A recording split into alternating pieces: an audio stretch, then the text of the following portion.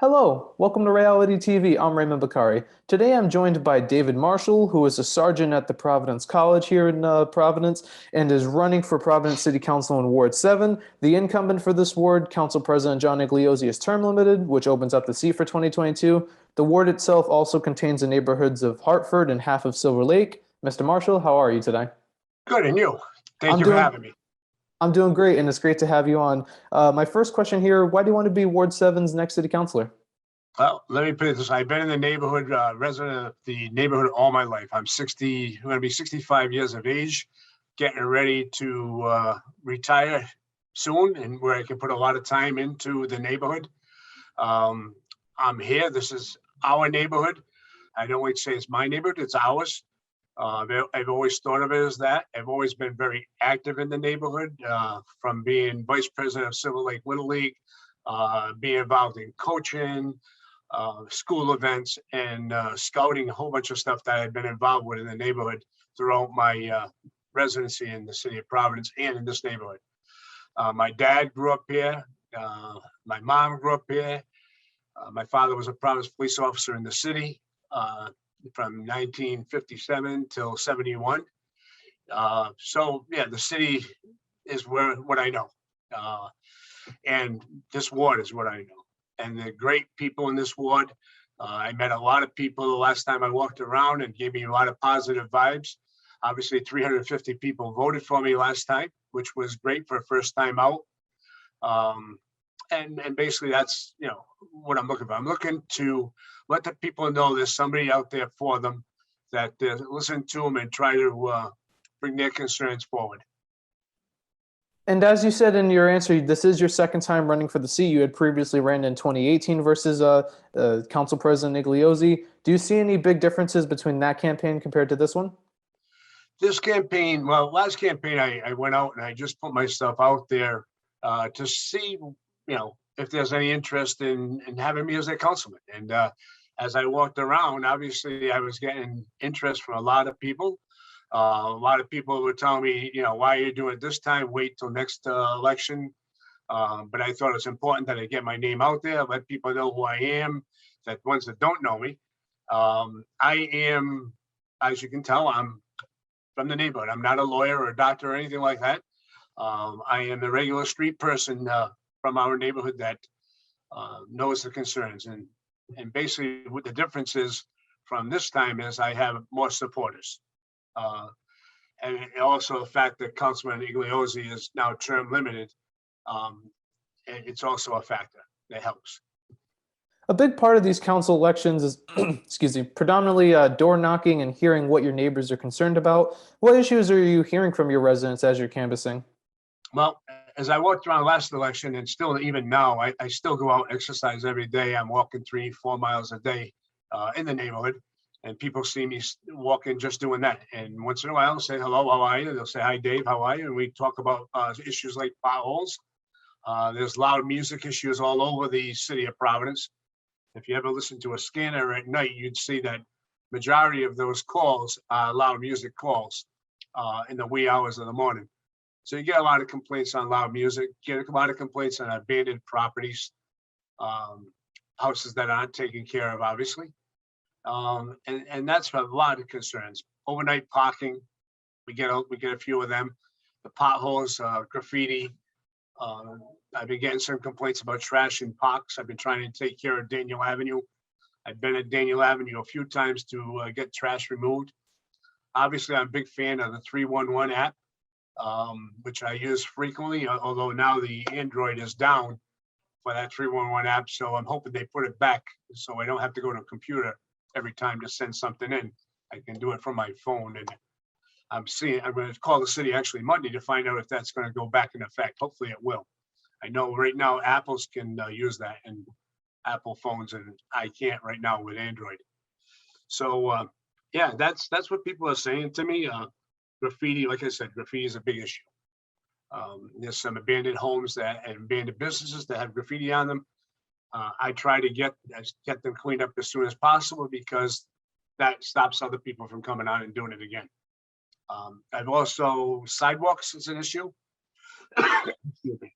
Sidewalks is an issue. I've had the opportunity to help people in that manner, where if I'm walking around, obviously I see them where they crack sidewalks from uprooted trees. I've contacted the city, and they also talked to the people at that house, and they agreed to put tar to make just a layer so nobody trips on the cracks.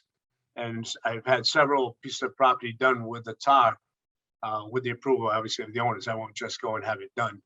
I'll ask the owners if they want it done that way, and it would help because there is a wait for some sidewalks. So that's what I'm hearing right now. Obviously, I'll hear a lot more as I go out and walk this time. To me, it becomes a reality that this could really happen this time.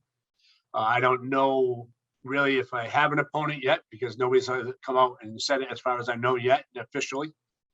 And if I do, I welcome the opponent to come and walk the neighborhood and give his or her a try. I mean, we all have to start somewhere.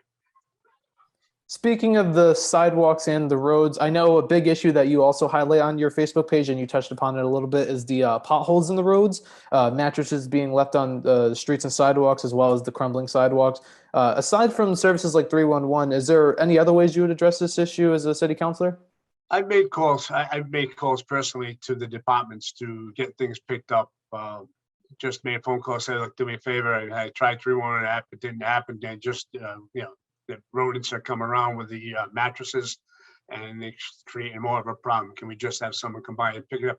9 times out of 10, it gets done. There's that one time where I may have to, call a friend, like in that game show, you want to call a friend? Well, sometimes you have to call a friend and say, can you help me out on this one? So it happens. And we get things done. It works.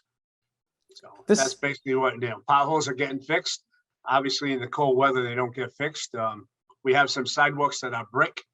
They do brick crosswalks rather, and those are creating a problem too, because now with the plowing that we had over the winter, those bricks are being lifted. So now they have to go back to them and repair those also. So those are some issues as far as sidewalks and crosswalks that I don't want people tripping going across the street. This next one is more of a citywide issue. It's the city's pension system. It's one of, if not the biggest issue facing the city right now. Mayor Lorza has introduced a $500 million pension obligation bond that voters will be able to vote on June 7th. Do you support the pension obligation bond proposal? Be honest with you, Ray, I haven't had a chance to look at it, to be honest with you, because I've been so busy trying to just take care of my neighborhood and go into my neighborhood and let people know what I'm doing presently. I have not had a chance. I apologize. I wish I could. So I really don't want to comment on it yet until I read it well enough to be able to tell you. But right now, from what I heard, I would say I would support it.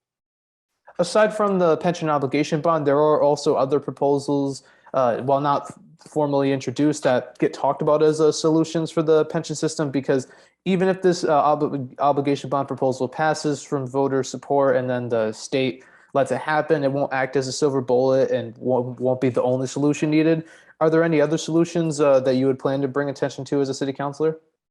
Not at this time. I'd have to chat with my other fellow council people and see what their ideas are, and then try to see if I have some ideas of my own when I look at everything. Shifting to education, fixing the city's education system is probably another issue you might often hear on the campaign trail and at events. In your opinion, what reforms need to be done to fix the city's education system? I really think that we have great teachers in the city of Providence. There's a lot of real good teachers. The teaching ability is there. I think we have to work with parents as teams to improve our education system, make sure they get education at home as well, to make sure they're getting their work done so it brings up their grade level and their GPAs. I think that we need to make sure that finances are there for the teachers to do the job. They need the tools to do the job. So often I see on Facebook GoFundMe pages, and the teachers are going to do GoFundMes. That shouldn't be. We should be able to supply the teachers with the tools they need to do their job. I give a lot of credit to a lot of the teachers that do that, because they take their job serious, and they know they can't get the money to do certain things, like buy some books for kids, or buy even crayons sometimes. So many times I've gone to those donors, and I've sent some supplies to them also. Excuse me, got a little bit of a cold, but that's where, it needs. We need to make sure the finances are there to make this school successful. And if there's any buildings that we need to repair to keep our kids safe in, then we have to do that also. Now, where the money comes from, I'd have to be looking at the budget to tell you, okay, we can do this through certain parts of the budget.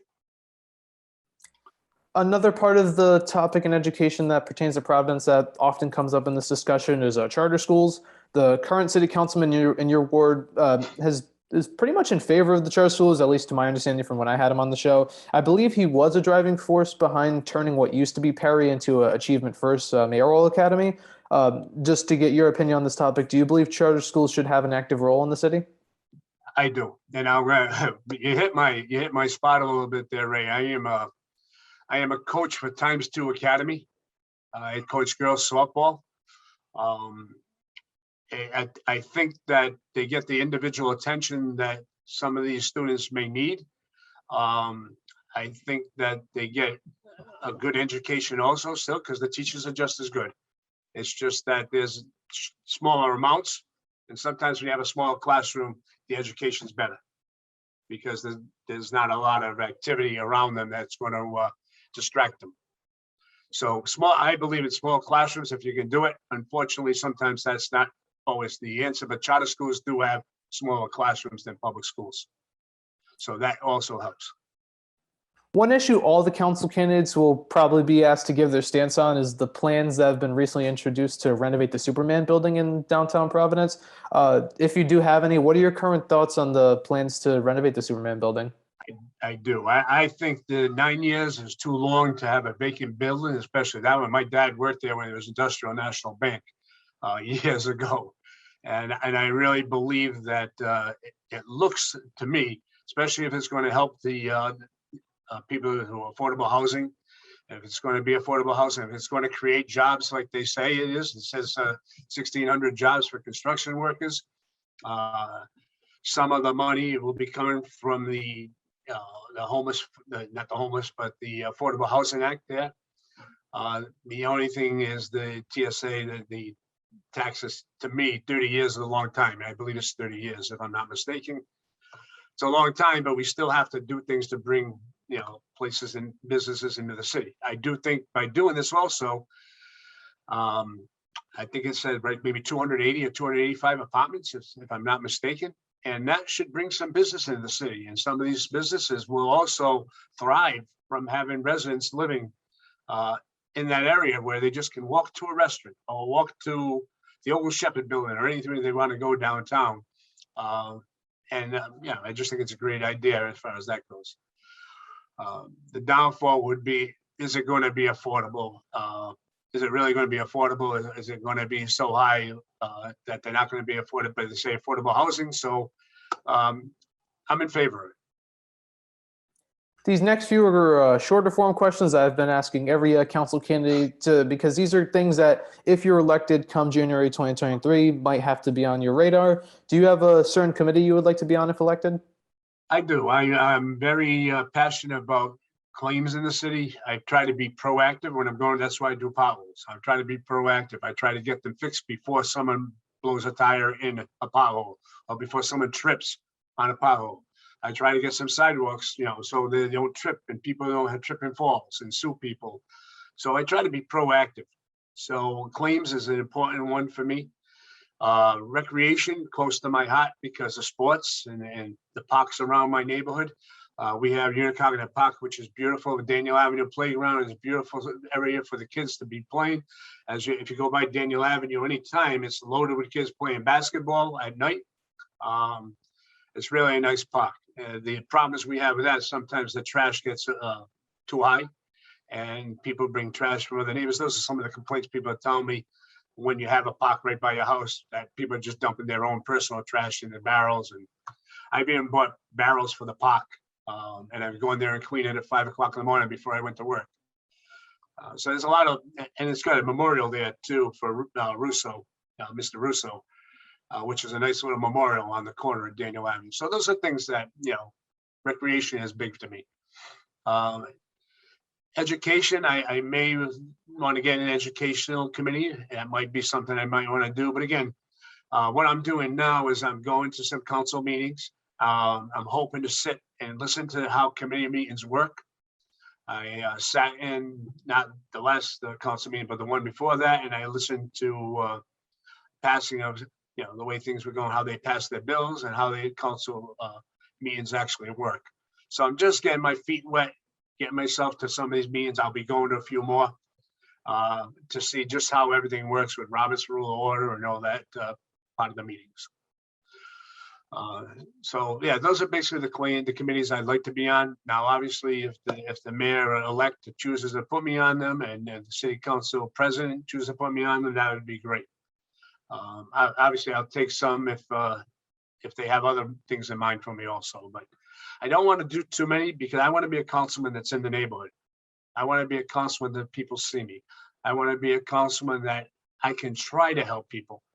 I'm not going to make promises because promises only get people angry. I'm going to tell people I'm going to try and I'll get back to them. And as long as I get back to you, whether it's negative or positive, at least I got back to you with an answer. And I think you can appreciate that. If you had a concern, you get an answer one way or another. You may not like my answer, but at least you got your answer, So that's what I'm about. That's what I'm trying to do. And hopefully it works. But if I'm on too many committees, I can't be in the neighborhood because I'm at a meeting every single night. I don't want to be at a meeting every single night. I want to be in my neighborhood. I plan on walking my neighborhood 3 days a week after I elected and tell people where I am. Like I'll set up people a place at Honeydew and put it on my Facebook page. Come join me for a coffee. I can do things like that. And that would be great just to get people to come out and say, all right, my councilman said, hey, we're going to have a coffee one. And we can chat. So I'm going to make myself as available as possible. I think that's important for a councilman. I learned from some of the best that make themselves available. And I think that they're successful because of that. One guarantee that if you're elected is that there's also going to be a new mayor because current mayor Jorge Elorza is term limited. There's currently 4 candidates running in the September primary. All 4 are Democrats. Out of those 4 candidates, are there any of them that you plan to throw your support behind? Well, let me put it this way here. None of them have actually, only one has actually talked to me right now. I'm willing to sit and listen to them all, and I can make my decision through that. But presently, like I said, only one has knocked on my door. In fact, the president knocked on my door twice. So I don't want to share that at this point because I haven't heard from the others yet. So I don't want to form my opinion on what I'm going to do. But if that one person only comes to my door and says, this is what I want to do, well, then, hey, I might go with that one person. Are you comfortable with sharing who the person was? Not at this time. Okay. And do you plan, since the primary is in September, it's a few months away, would your support come before the primary? Yes. Yes. Another guarantee if you're elected also in January 2023, this might be actually one of the first votes that you do as a city councilor if elected, would be for the next council president. The current council president who represents your ward is term limited. Is there anybody in mind that you would support for council president? Once again, I have a couple of people in mind. To share it, I don't know if they're even interested. I really don't want to share it if they're not interested. I hope you can respect that. But I do have at least two people in mind right now. And then I don't know if somebody else really wants it too, and they may come up to me and say, I'm interested, and I'm going to pick the best one. I'm going to pick the most experienced, the person that I think that can lead the city council and move us along in the right direction. Shifting to Councilman Iglesias has done a great job. Councilman Iglesias has done a great job in that position and been a great councilman for our ward. So I'm willing to learn from him. Sorry, there was a bit of a delay there when I was when the audio was coming through, so my apologies for the interruption. My final question is a non-political topic that I ask everyone on the show to keep tradition, and that is, in your opinion, what do you think Rhode Island is best known for? I personally like the beaches. I'm a big fan of Newport. I think that's one of the greatest places to go on a little vacation. If you're not from Rhode Island, I think you should hit Newport. I think you hit Narragansett and go down to these beaches and see how beautiful they are. They're and great times that you can have in those areas. I also, I think the East Side's next as far as Providence. I think there's a lot of history on the East Side. And then you got Federal Hill, the Italian food. So most known, I'm going to say the beaches, but all those little subcategories are great too. Angelo's on the Hill, and I'm not promoting Angelo's, but Angelo's on the Hill is my favorite spot. I'm not advertising for them, but just telling my favorite spot. No worries, and absolutely, Federal Hill is an absolute hidden gem, and I always, personally, whenever someone comes to Providence, I always recommend the Hill. That's where you got to go. That's where the best food in the city is, at least in my humble opinion. Mr. Marshall, I want to thank you so much for coming on the show. It's been an absolute pleasure of mine to have you on. No problem. Anytime. If you ever need me to come back, you want to reach out to me as I learn a little bit more. By all means, you got my email. You can email me. You can call me on my cell phone, and no problem. Give me a call. It was my pleasure. Absolutely, and we'll do. You're always welcome back on in the future, as is anybody else who's been on the show. And thank you for watching this episode of Ray-ality TV. If you want to see future episodes as soon as they're posted on this channel, please click both the subscribe button down below and the post notification bell icon to the right of it. I'm Raymond Bakari, and I'll see you on the next episode.